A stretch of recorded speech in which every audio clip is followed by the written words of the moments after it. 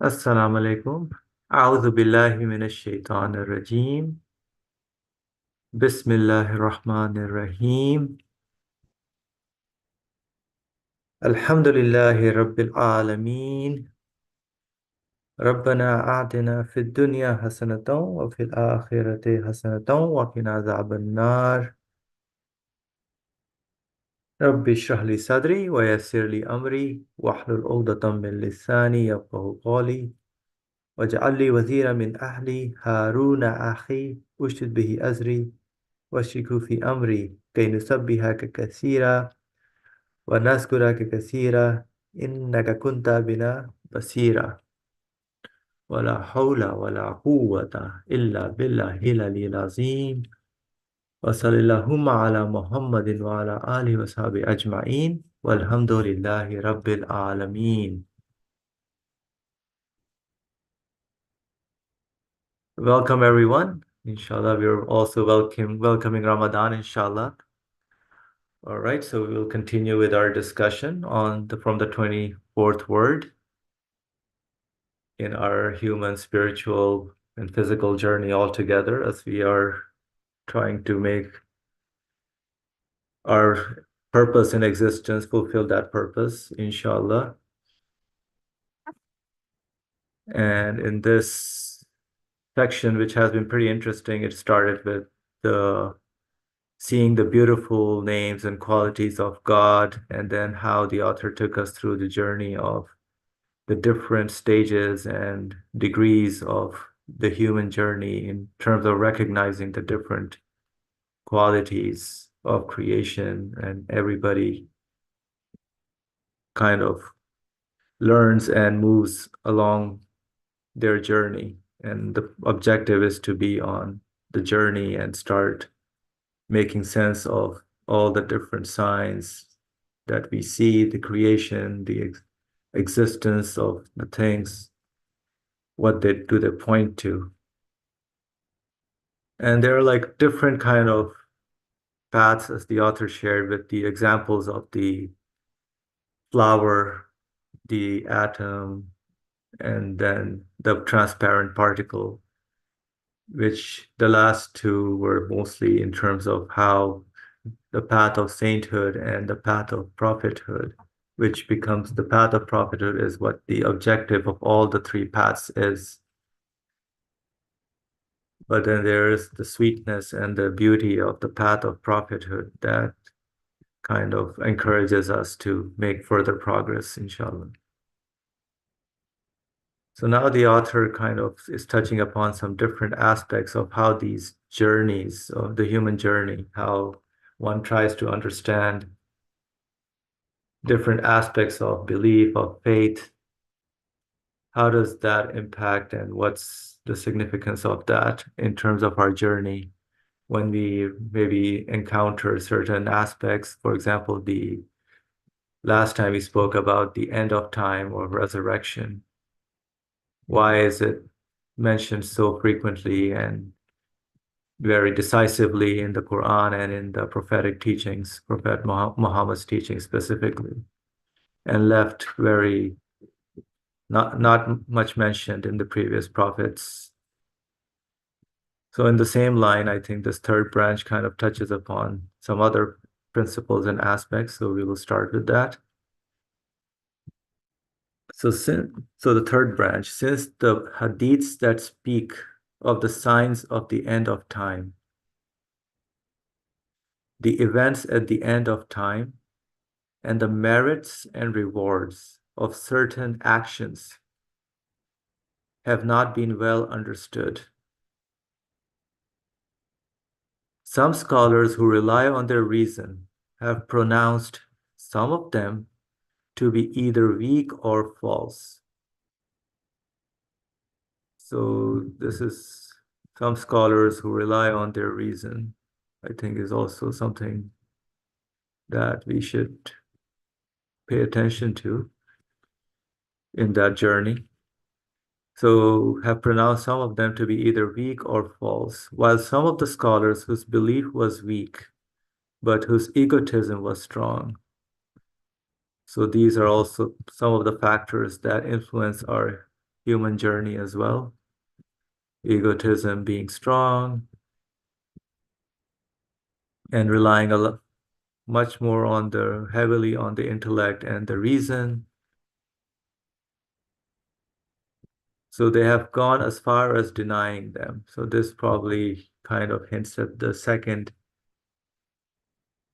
uh, the way of the sainthood kind of principle that the author was sharing.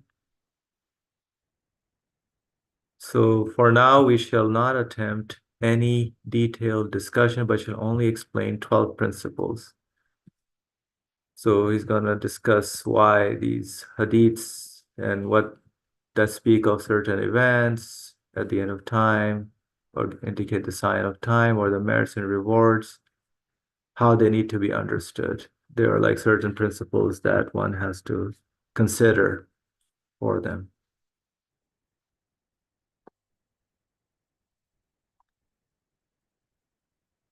So the first principle,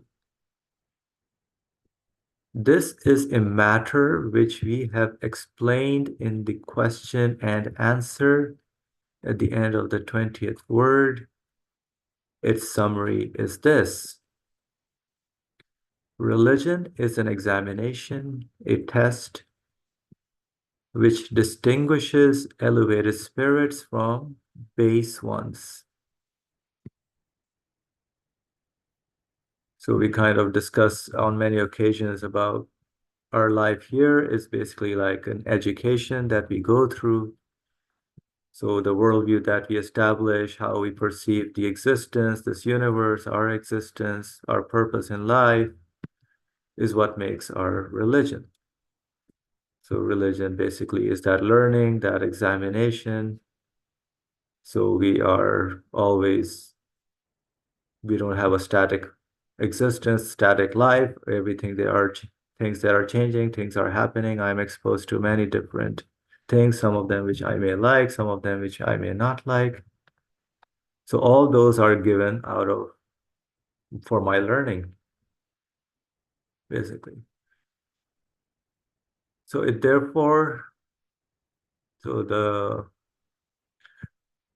religion is an examination. So therefore, religion speaks of matters that everyone shall see with their eyes in the future in such a way that they remain neither altogether unknown or self-evident, so that everyone would be compelled to confirm them. So I guess this is probably talking about the hadiths that speak of the end of time.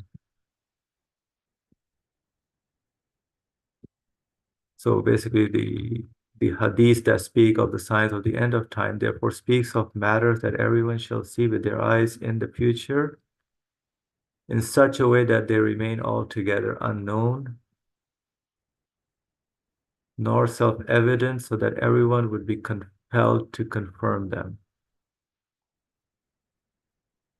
So they open the door to the reason, but do not take the will from the hand. Because if a sign of the last day appeared completely self-evidently, and everyone was compelled to affirm it, to affirm the last day, then a disposition like coal would remain equal to one like diamonds. The mystery of man's accountability and results of examination would go for nothing. It is because of this that there has been much dispute over many matters like that of the Mahdi and Sufyan. Also, the narrations differ greatly. They have become pronouncements which contradict one another.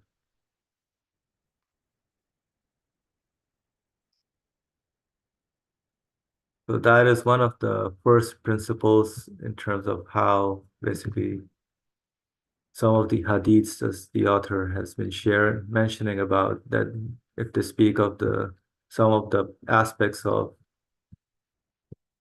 belief in terms of the signs of the end of time, events at the end of time. So they have to be explained in a particular way that makes sense to us while we're living in this world, right?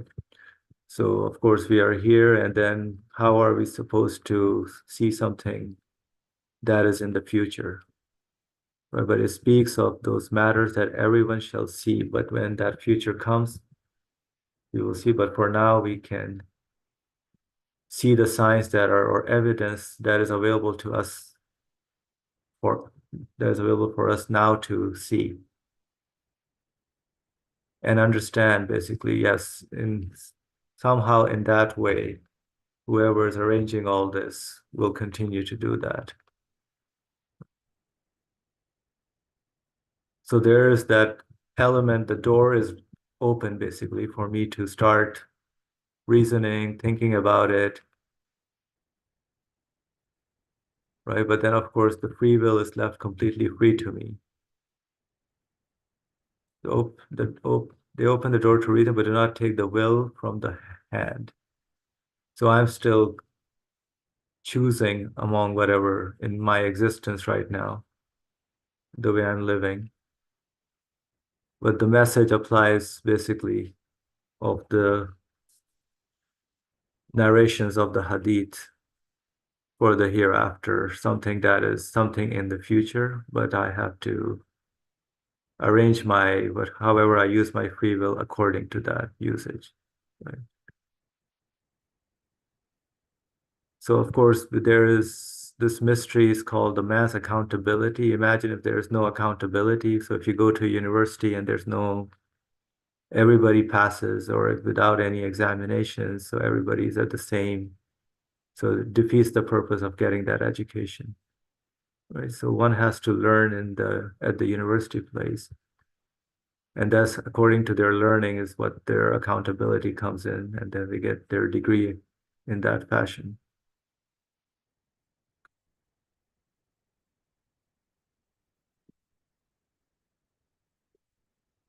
So I will pause here to hear if anybody wants to bring out any points that they would like to highlight from this third branch so far up to the first principle, because this ties into the path of the flower path and the path of sainthood into the path of prophethood. How we need to work on ourselves in terms of understanding what the message of the prophetic message is when he speaks of some of these things that are related to the end of times or events that are in the future, so that we don't fall into the extremes of either denying them or, by exercising as if we know better or pronounce them weak or something else.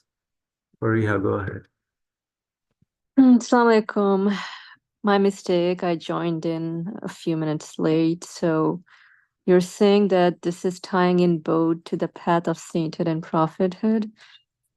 Hadith, if I see that piece, I don't know, I would automatically tie that to the path of prophethood based on my understanding of following the path of prophethood in terms of someone helping me understand how to connect and communicate with the source of my existence directly. And this someone has physically lived their life experiences here.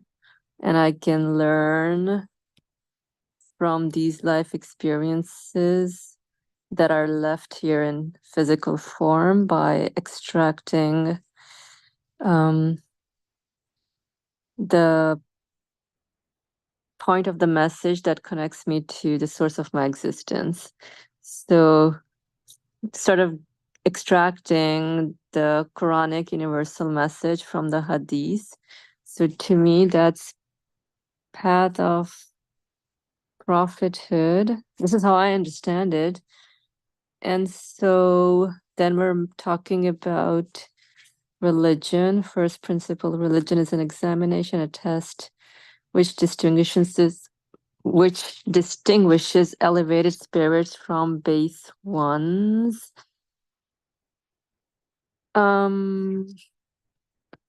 I think this is interesting. I'm thinking about it because the last piece, elevated spirits from base ones.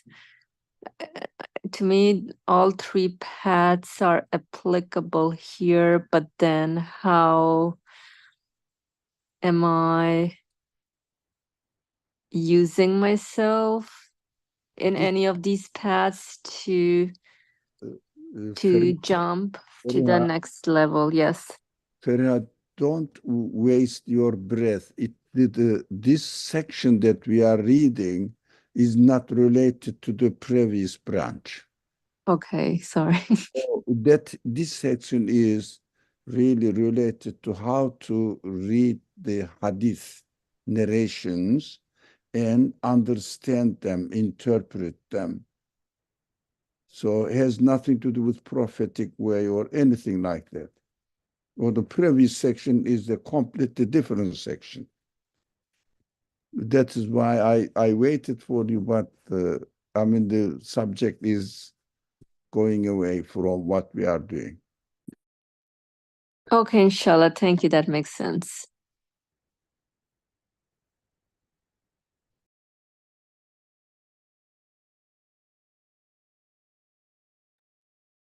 Okay, thank you. So, Razali, would you like to share anything or so far on the first principle? This, Really, you have been explaining as you were reading. I may just uh, say something about what at the beginning the text said. The first principle, beginning of first principle. Yeah, those elevated spirits from base ones. No, it may raise a question saying that do you think some spirits are base created? Some spirits are created as elevated. So uh, we should not understand this. At the end, how I can corrupt the my quality of my spirit, which really inspires me to do something, and which is the right one, and I deny it, and I mean my potential is perfect, but my capacity as I develop it may be corrupt. He's speaking from the result. So when we die, I will be not taken into account according to the uh, quality of my potential. It is perfect, but according to the quality of my capacity that I have acquired. That's why some capacities are like coal, and some of them are like diamond, or what it is, yeah, diamond. But essentially, spirit is the spirit. Spirit doesn't really, in and of itself, loses its quality as to be spirit, to be a spirit. So what are we doing here? How are we going to understand the hadith narrations and the principles of interpreting the hadith narrations?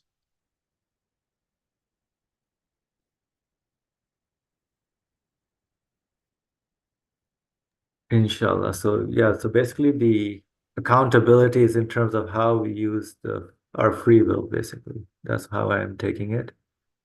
Right. So everybody has a spirit. While we are interpreting the hadith, with what intention we are interpreting the hadith? I see. Okay. Yeah, we are responsible, accountable, so that the way we interpret the hadith will be questioned. You misinterpret this because your intention was different. That kind of analysis.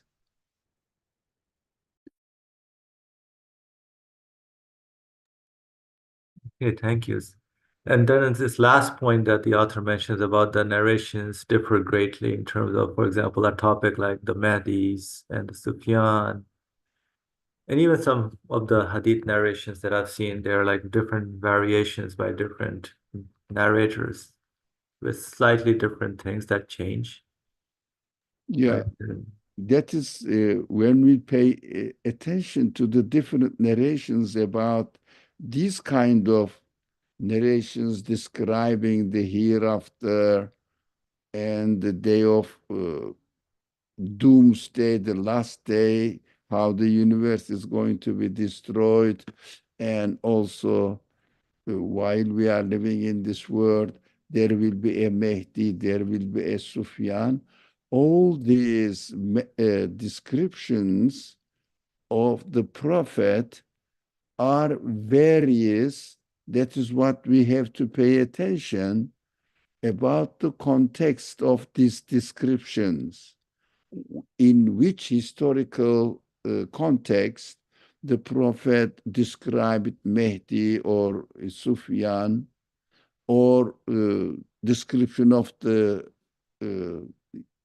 Qiyamah, the day how the universe is going to be destroyed, to whom he was speaking, at what period of his message he was speaking, under which conditions he was speaking, physical conditions he was speaking, of course, the purpose of his speech according to the historical context, all must be taken into account, and try to understand which one is more appropriate to your case, to our case, and how can I combine all of them and get the main message from them.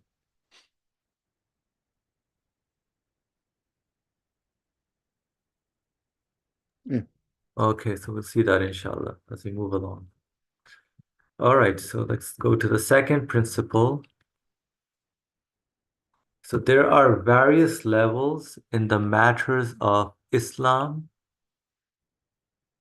If one requires certain proof, for another the prevailing opinion is sufficient. Others require merely assent and acceptance and not to be rejected. In which case, secondary matters or particular events in time, which are not among the bases of belief, do not require certain compliance and definite proof, just not to be rejected and to be submitted to and not to be interfered with.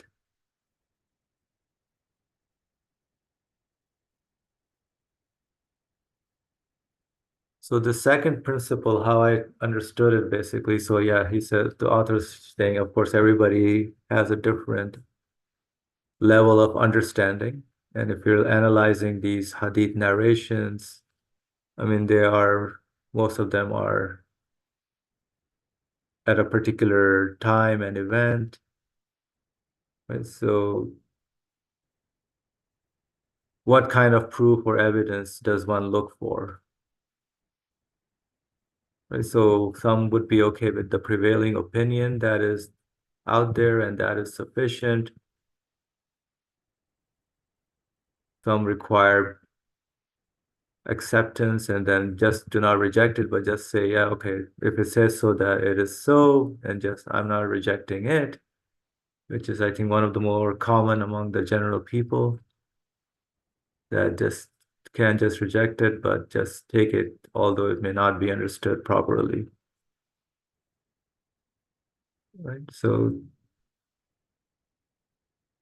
So is that okay in terms of, or one has to really investigate some of those hadiths in terms of, okay, so although they are not, I mean, these secondary matters can point to the primary matters, can't they? That's one of the questions I had. You are right.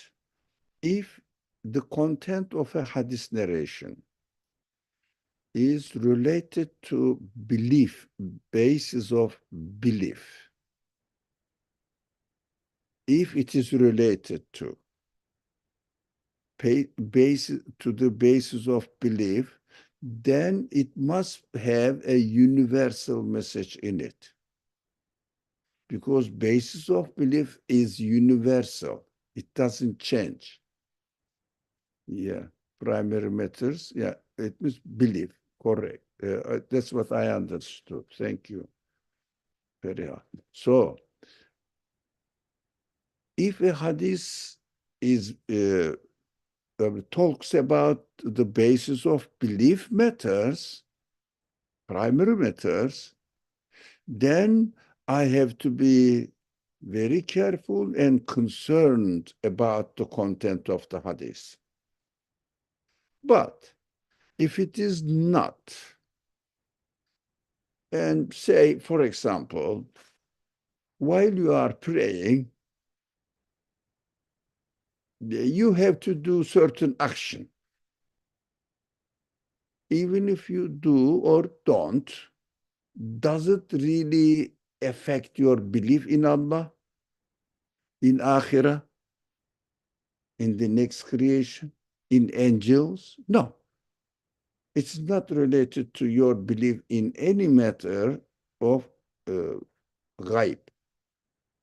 Don't bother about it. Because, why? Why shouldn't I bother? Because this matter may be related according to the not universal subject, but a particular person's, a particular situation. For example, let's say there is an hadith, somebody said, I heard Prophet saying that you can pray sitting, right? You don't have to stand up, he said. This narration, we read this. Is it wrong? No, it must be wrong because we have to stand up. No, don't argue. You don't know. Maybe this man is ill. That is why he was advising it. This was a very principle, the second line. The prevailing opinion is sufficient. Second line. The prevailing opinion is sufficient. What does it mean? The scholars of hadith worked on them and read all the hadith narrations and have a great detailed information about the life of Prophet and some chains of historical events. That is their expertise, not mine. So they decided this hadith, the experts decided this hadith is only relevant to ill people. The other one said, no, only relevant to those people who cannot, for example, who don't have legs. For example, I'm making up. They have their method. It means the way they interpret the hadith and understood it. And that is accepted by many millions of people. Some of them follow Maliki, some of them follow Hanbali, some of them follow Shafi. These are the prevailing opinions of the experts. They differ from each other. Doesn't matter, does it? depends on your understanding of priorities. Yeah, if you are praying just because of its physical appearance or worshiping your creator God. Why are you praying? That is the matter. So if this action has anything to do with the essence of worshiping God, whether standing, whether sitting, whether uh, prostrating or bowing down, no. So stop there and say, okay, some ulama understood it that I have to stand up. Some of them understood that I don't have to stand up. If I am tired, for example, in some cultures, I see a young man, maybe 100 times stronger than me, prays the 2 rekat Cuma prayer, and following it, he is sitting, and while he is sitting, praying Sunnah after the Friday prayer, as if he is really, really tired that he cannot stand up. None of my business. He is praying Allah. That's it. And the method he follows allows him that don't tire yourself while we are praying, because there are many hadith narrations says, don't really hurt yourself in order to fulfill the physical appearance of the worship activities you are engaged with. So he took this opinion, all right, none of my business, because it doesn't affect the universal message of the Quran. This is not a universal message, practical side of it. It's not a universal message. So leave it. It's as a second principle. The first principle must be taken in its historical context, Mahdi, Sufyan, and must be understood in such a way that Nursi explains this. It must be open-ended. So Mahdi, Sufyan, the signs of the last day before or at the destruction of the universe. These are end of time. These kind of things are, some scholars reason about them and interpret them in such way, but they are not universal principles. But what we understood, there are some context in Islamic tradition that in these subjects, then I have to look for Mehdi, I have to look for Sufyan, whether is there any sign of Mehdi, sign of Sufyan about my real life. Now, Mehdi represents anyone who guides you to the right path. Sufyan represents anyone, any idea who deviates you from the right path, which connects you to your creator, God. So, do you see anyone? Maybe somebody may tell you something which, yeah, it makes sense, that is true. So I have to understand Akhirah in this way. That is your Mehdi in that particular case. So how about the real Mehdi? What are you going to do? Real Mehdi is described in such a way in the hadith narrations that it must not know obviously. You have to look for signs. Signs what? Signs according to your capacity, signs according to your needs. Which area you need a Mehdi? It means guide, who will guide you to the right path. Which area?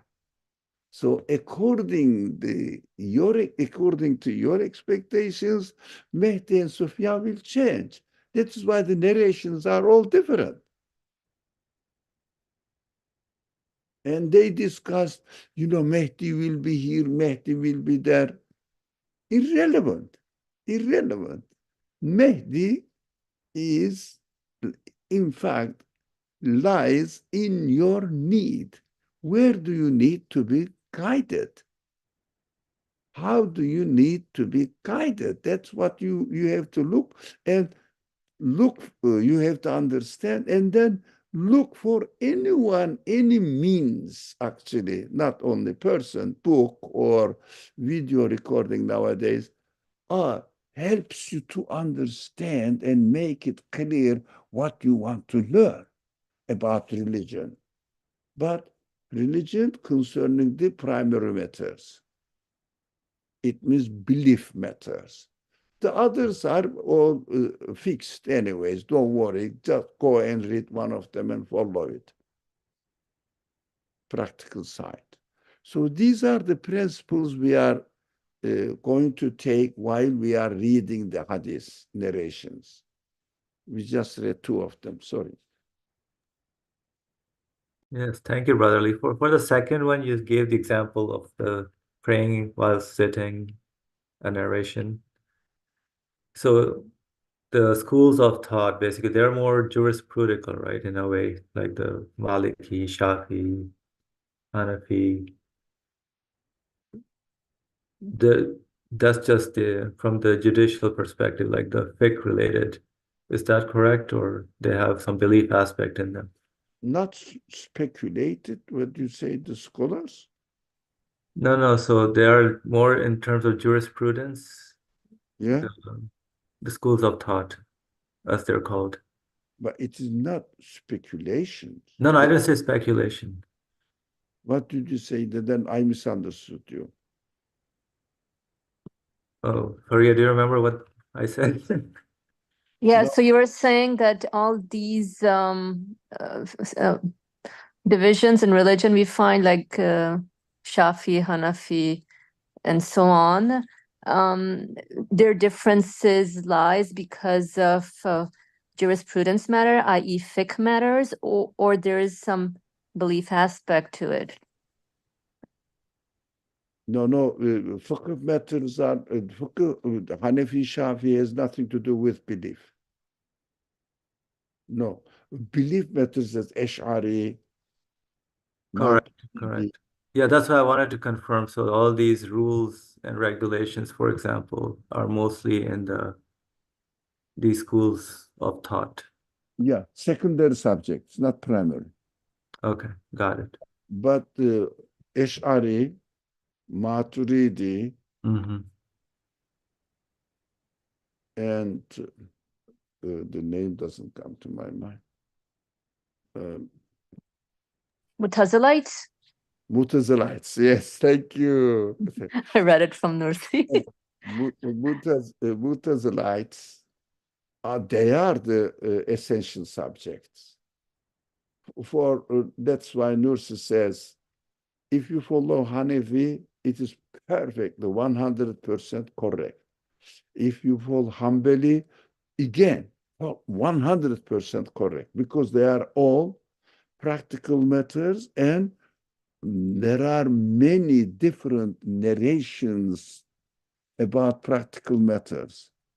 But, for example, about hereafter, to believe in hereafter, to believe hereafter, believing in hereafter.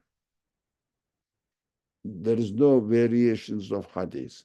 But physical description of life in paradise changes. Why? It doesn't really it is not related to essence of belief in the hereafter, depending on, for example, there are so many narrations in the hadith narrations. One of one of the events that the Prophet was speaking about, describing the life in paradise while he's having a conversation, friendly conversation with his companions, friends. He was saying and describing the life in hereafter, likening it a life of a farmer. And there was a man who wasn't from Medina, apparently came from other tribes, neighboring tribes.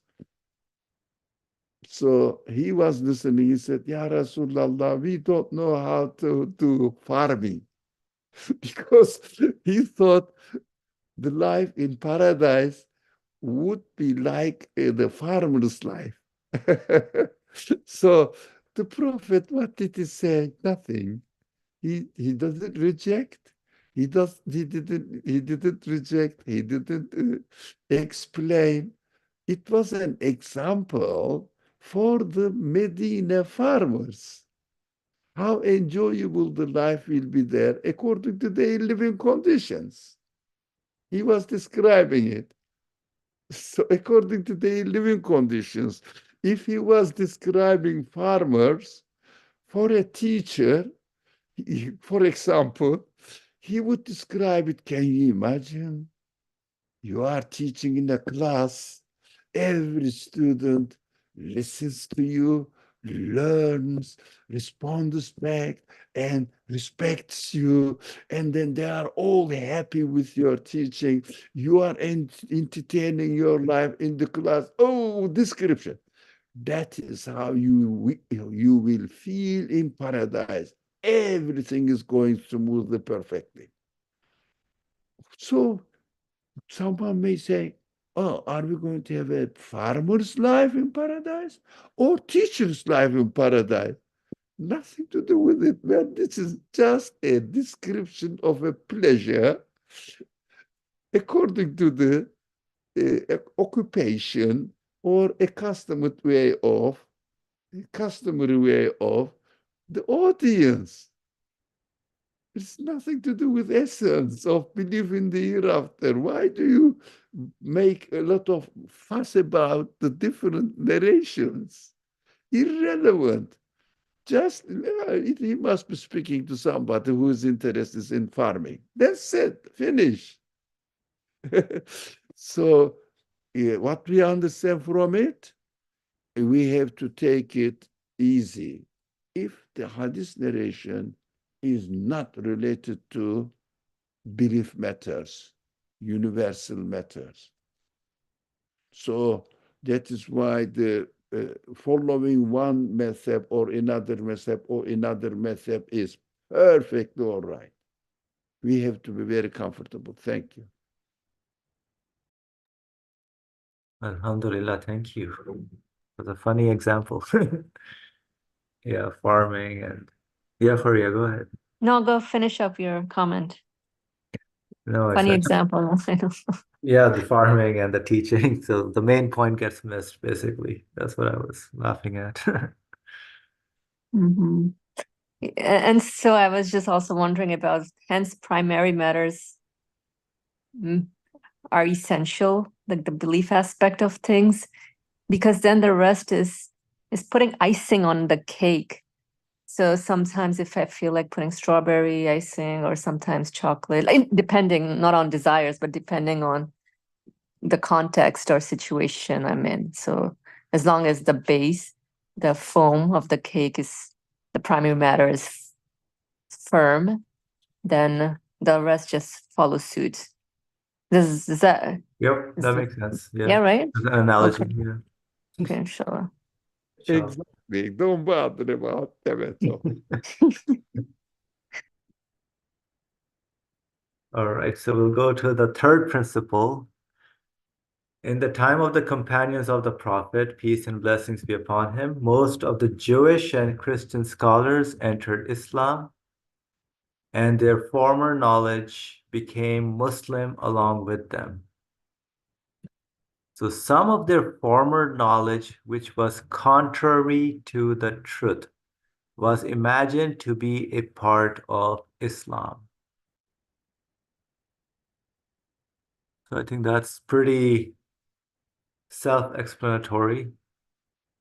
but very essential. Yes, so To there are like bear in certain mind. narrations whoever is speaking is speaking according to their capacity and their level, what their information is, right? So some hadith narrations say, companion said this. Oh, we have to obey the companions because they are purified. The Prophet really appreciated them a lot. So we have to be respectful to companions.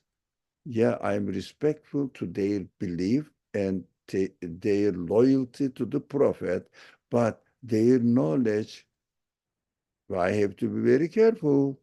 Their understanding is limited. They might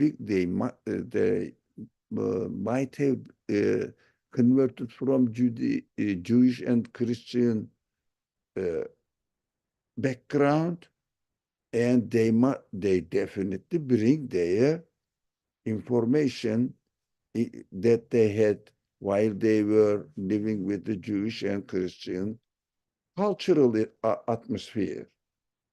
So they bring their knowledge, and they remember when the Prophet or the Quranic ayat verses mention about an event, especially with the Jewish tradition, they coincide with each other as an event, and they start telling, and somebody says, companion, somebody was speaking in this way, and I learned from it, and I'm narrating from it. Ah, this is companion's opinion. We have to be very careful. So there are many, many information, secondary subjects, by the way, uh, contained in the hadith narrations and might have been taken from Jewish or Christian background. So experts know it. I don't know. Experts know it because I'm not interested in those hadiths at all, narrations. I don't reject. As the first principle said, okay, as it is, come on, remind us the first principle. It's very essential. You underlined it. You underlined it. So, no, no, no, no. Yeah, that second principle, I'm sorry. The prevailing opinion is sufficient. That's it. People say this. It is not related to belief matters. I'm not going to argue about it. It depends. We all say in English, depends. Your condition, your expectations, your understanding, your capacity depends. None of my business. If you want to pray doing this way or another way physically, your hands are up, down, or I don't know. You may have it at your back as well. None of my business. It has nothing to do with the essence of the Quran. It doesn't destroy the unity of the Ummah. Unity of Ummah is based on basic principles, primary matters, belief matters. Unity of is Muslim Ummah is not based on like military soldiers, physical appearance. Everybody must have the same dress, same boot, and same rifle or whatever they have. Uh, must have that is military service. This is not worship of God. Worship of God, everybody has different characters, different priorities, different expectations. But what is the point? I always, they used to ask me when I was with the students, is it correct? It is correct. I say, to pray to Allah is correct. Was he doing this in order to pray to Allah? Essence is there. Don't worry about it. Essence is there. He's praying to Allah while standing. He's praying to Allah while keeping his hand on his head. None of my business. If it is from a scholar's narration, that's a scholar, expert said so. He's following this expert. I have no way to reject it, to accept it. I say, okay, this one fits my practical life. I will follow it. Mostly what the Muslim Ummah do, most of the Pakistani people follow Hanafi tradition. Why? They learned this is very practical. What's wrong with it? So most of the Moroccans follow Maliki tradition. Why? They learned this. That is the expert. Imam Malik is the expert on hadith narration. He has a very famous book, hadith narration, Muwatta, El-Muwatta. So he is the expert. He decided, he understood from these physical things this way. Why bother? It fits one of the narrations of the Prophet. Never mind, none of your business. It is not important. Don't argue. Don't say no or yes. Say, none of my business. That is enough as it is understood by the people. It is a great principle to me. Makes you feel comfortable. Which one is correct? What way the Prophet prayed? What way the Prophet practiced fasting? He fasted in different ways. One day, let me tell you an unaccustomed understanding of fasting, but unaccustomed. A hadith narration. One day, the Prophet came home. It is interesting. It is interesting that the Prophet was, although the administrator, leader of Medina's administration, although he was the Prophet, I think this point is important. Although it is not directly related, but somehow an example. Why the variations appear in hadith. So we have to bear in mind, this is a very interesting principle to me. Prophet was the prophet, messenger of God. Muhammad, let's put it in a clear language. Muhammad was the messenger of God. Muhammad was the administrator, ruler, mayor of Medina city administration. But in his mission as a prophet, he was the criterion as a prophet.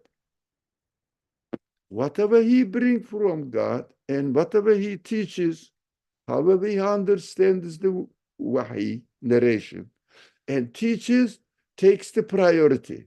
There is no second opinion. Now, that is one. Another, Muhammad, we are talking about the personality of Muhammad now. And Muhammad is a mayor of city administration of Medina, or leader of Medina. As a mayor, there is no second opinion about what? Administration of the city. Understood?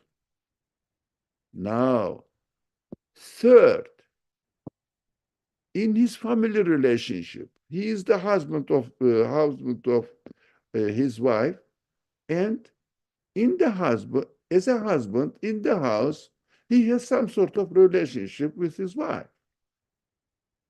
That is the husband. As a husband, he has this his opinion. It doesn't mean that I have to behave to my wife like this.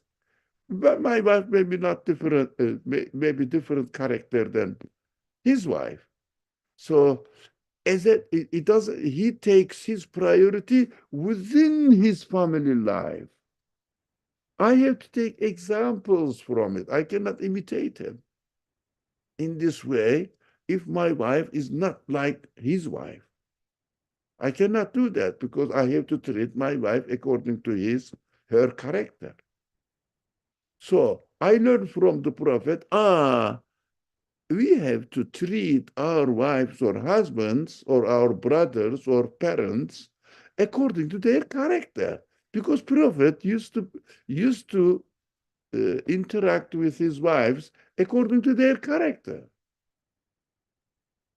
That is Sunnah. So you cannot have a fixed life there. Okay. When when as an ordinary uh, citizen of the city of Medina administration, Prophet was equal to everyone. If the Medina budget gives the right to every citizen, let's speak in terms of today's financial situation, $100 a month. Everybody gets $100 a month. Prophet gets $100 a month, not $105. No. Does he have accept payment for his prophetic message? No. Does he accept any payment for his administration position? No. Understood? So $100. But it was the prophet's way of modesty. He used to distribute $100 to everyone. If anything is left, he used to take at most $100 from the leftover. But if there is nothing left, he leaves the last option for himself. One day he had this. He had nothing from the budget as an citizen, nothing.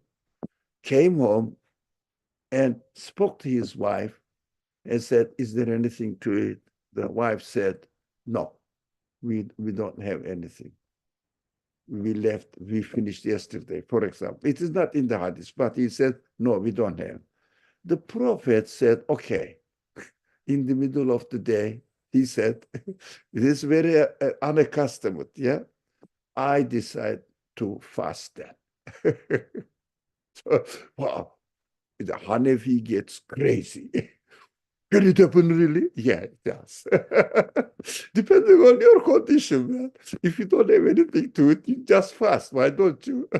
Why It's don't you? funny. Yeah. Yeah, it's interesting, isn't it? So a while later, a person came and brought something to the budget of the Medina. It means I can have my share now, $100. Well, maybe this is not enough for $100, but it is, I am the last one who is left with nothing. So he took it, and the wife took it and said, oh, Muhammad, come. Yeah, they don't call Muhammad. I'm sorry. I'm extremely sorry. They, Ya Rasulallah, the messenger of God, come, somebody brought something. Really? Okay, I decided to break my fast. It wasn't the Maghrib time. So when I read this, I laughed and laughed and how, It's very futile. human. It's Yes, very how futile to argue about the details of these practical matters. But it doesn't mean that I can do this during Ramadan prayer. No, that's my practical life, daily life. I have to say that, look, depending on the life conditions, you can just make an intention to fast. And when you have the opportunity, you can say, no, no, no, I gave up. I'm not fasting anymore. Because we are human beings, we have to eat. And not because we can do this during Ramadan I mean, our necessary fasting conditions. But something happened in our life. We have to be open and relaxed about different practices of Islam.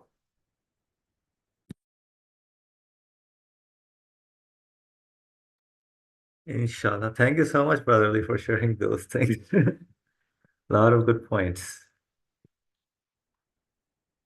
All right, so we can stop here for today, inshallah. We'll continue next time with the fourth principle on how to read hadith. So I'll make a note. So it'll be part 13. Inshallah. Any final thoughts by anyone? Thank you. Thank you, inshallah, 1 hour later. Oh, yes, correct. So we Tomorrow. will meet everyone. Yeah, we will meet at So we will 4 meet, o'clock inshallah. next Saturday, inshallah. Yeah, the So same time, but let me, the clock will change. yes, the clock will change. But Yes, the not the sun, time. the sun and the earth are not going to change. Yes. I'm excited for your, inshallah, the Ramadan. We're going to speak, inshallah, on Tuesday, right? Okay. Yeah, about the month of the Quran, basically. Yeah, Yeah. which we forget mostly. On Tuesday, I don't know, I intended to make an introduction to Ramadan and emphasize on the Quran. Inshallah, that's much needed, actually. Inshallah. Month of Ramadan on Tuesday. That's my intention. But afterwards, I wouldn't, I'm not intending to spend, if there was no questions, to spend much time on Ramadan, because everybody speaks about Ramadan every year, the same thing. So Yeah, we have to continue in another subject. I prepared a PowerPoint for it, inshallah. inshallah. So let me do the concluding prayer. Bismillah ar-Rahman ar-Rahim. Subhanaka la ilma lana illa ma alamtana innaka anta al-alimul hakim. Wa akhiru da'wana alhamdulillahi rabbil alameen. Bi hurmati Suratul Fatiha.